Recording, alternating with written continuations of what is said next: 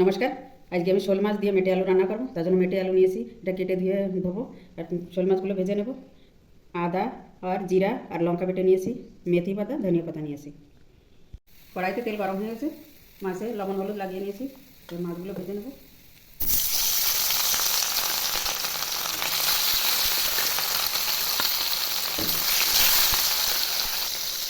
এগুলো তো ভাজা হয়ে গেছে, এবার তুলে নেব।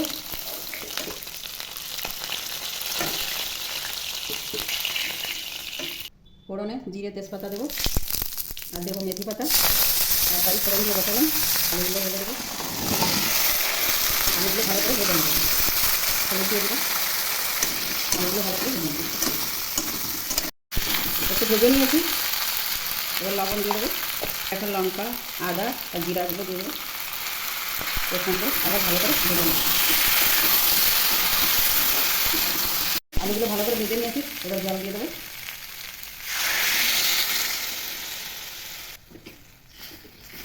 ঢেকে দেবো।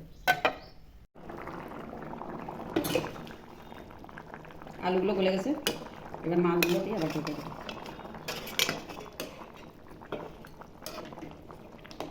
আবার একটু ঢেকে দেবো। সবজিটা হয়ে গেছে, এবার ভাজা জিরে আর ধনিয়া গুঁড়ো দিয়ে নামিয়ে নেব।